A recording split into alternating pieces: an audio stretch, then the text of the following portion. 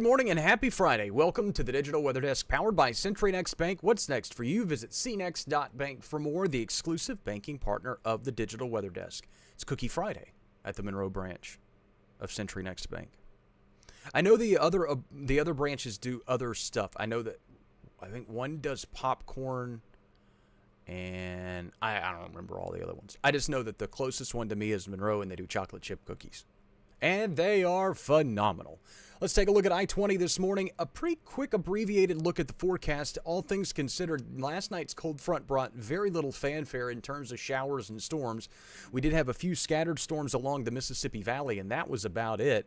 So we set up for a pretty quiet weekend, and most of our attention now turns toward a slightly more active pattern, maybe late next week going into next weekend. Still not a lot of specifics there, and in fact, there's still an opportunity for that soggier trend to hold off through a good chunk of next week and next weekend, and maybe wait for us for the following week. But way too early to jump into those types of specifics. Temperatures are varying wildly across the region to start the morning off across the ArkLaMiss. 48 in Camden and Magnolia, 53 in El Dorado, 52 in Monticello. It's 56 in Monroe, and we are in the low 60s along the Mississippi Valley in the southern counties and parishes. Alexandria is at 60, Natchez is at 63, as the cold front continues to kind of wiggle its way through the area. Dew points are drier to the northwest, more humid to the southeast. Air's pretty much saturated there in Natchez, but as you see, the winds are out of the northeast as we kind of wiggle or backdoor this cold front through the region. And when we talk about backdooring a cold front, that usually means it sneaks in from kind of north to south or northeast to southwest, instead of just plowing through with the normal prevailing westerlies in the upper levels of the atmosphere. Instead, it is a little bit weaker and kind of nudges through kind of on the back edge. It sneaks in through the back door. Instead of sweeping through from the northwest, it sneaks in from the northeast. Sheila, Kathy, good morning. And so usually those boundaries are a little bit weaker. Infrared satellite shows the cloud line associated with last night's cold front continuing to trail off along the Gulf coastline, and there's still a pretty thin band of showers that developed along with it early this morning as well. Again, we didn't really see any kind of solid band of showers and storms. We saw a few scattered things along the Mississippi Valley across like Lake Village and over toward Greenville, Mississippi, and through portions of Washington County. They saw probably the most sustained activity yesterday, and it was just a couple of scattered storms. And those didn't even impact the entireties of those counties. So it was a pretty calm day across the region. Futurecasts made possible by Bayou Power Sports I-20 frontage road in Monroe shows a weak boundary that could approach the area and increase cloud cover on Sunday. Now, this is a longer advanced kind of notice, if you will, in terms of what we're looking at going into early next week. That weak boundary on Sunday doesn't really amount to much, and then as I mentioned yesterday, the moisture just kind of gets trapped across the southeastern United States as the pattern starts to flip going into late next week. And what I mean by that in terms of a pattern flip we'll get to in just a minute, but it does bring rain chances back in by the mid to late parts of next week, and that could be the kind of kickoff point, the tipping point toward a more significant pattern change that keeps the rain chances in the forecast more frequently. I've said this for the last couple of days, but note how much the pattern changes as we start this Friday and go toward next weekend. Northwesterly flow aloft continues to filter in relatively dry and relatively uneventful conditions across the region. We'll have a few weak disturbances that perhaps kind of ripple through the upper level pattern as we go through this weekend, again helping to push a boundary toward the region, but not necessarily getting it all the way through the ArkLaMiss. Most of those boundaries should be fairly weak. Continues to increase cloud cover, but now note the pattern change, becoming more southwesterly in the upper levels of the atmosphere, churning up more subtropical moisture. First storm system mid to late parts of next week really looks to be, as I mentioned yesterday, kind of a primer. If you've painted a wall or a fence and you have to prime the fence first or the wall before you paint it, that first disturbance mid to late parts of next week looks to kind of be the scene setter, the primer for storm system number 2 to take shape late next week into next weekend. What that means for our area, we just don't know. And you can already see the secondary, secondary. It's a third disturbance along the Pacific coastline that would line up for maybe the early parts of the next week.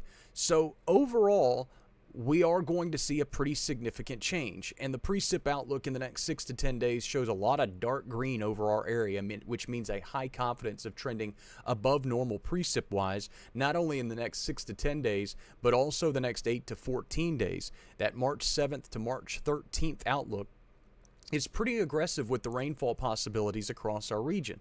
Again, these are trends. These aren't the type of outlooks that are going to prompt a flash flood watch or anything like that across the area.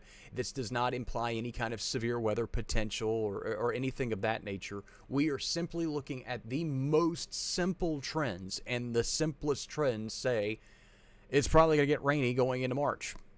That shouldn't be a huge surprise for the ArkLaMiss. Karen, Claudia, Louisiana Cooker, good morning. Thank you so much for hopping in. Yeah, March is soggy. April is also soggy. We're coming out of a very, very dry stretch of months, and I know a lot of folks are going, hey, we need the rainfall.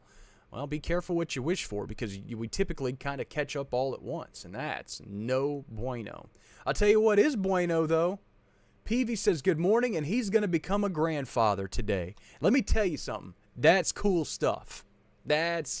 It could be storming and raining and windy and be the worst weather day ever, and Peavy's having the best day ever. Many blessings and many prayers for a safe delivery and all of that stuff today. It's a good day. That just makes me smile. Daytime highs today in the mid-70s. It'll be a warm afternoon despite last night's cold front. Daytime overnight lows tonight back near 50, mid to upper 40s for a lot of us as we set the stage for a cool night, not necessarily cold night, but cool night, and then temperatures rebound pretty quickly after that. 7-day forecast made possible by 3B Hardware shows highs back near 80 on Saturday, mid-70s on Sunday with that weak front approaching the area, knocking temperatures down a smidge for the early parts of next week, and then temperatures rebound probably back into the low 80s with morning lows in the low 60s. I've kept the rain chances conservative for the mid parts of the week, Wednesday, Thursday, but I wouldn't be surprised to have to increase them a skosh late next week. And that's how the forecast. Hello, baby Addison. She just screamed through the door.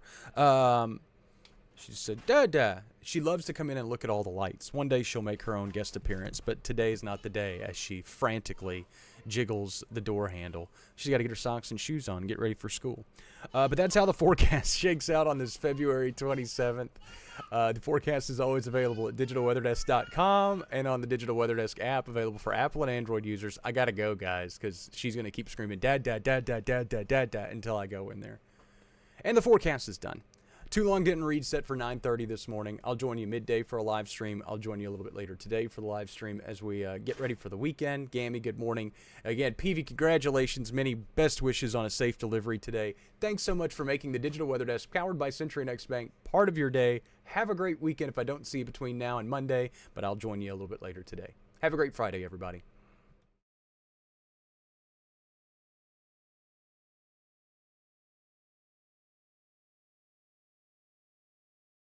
The next great resource for local weather is now available. DigitalWeatherDesk.com is your source for up-to-the-minute local weather.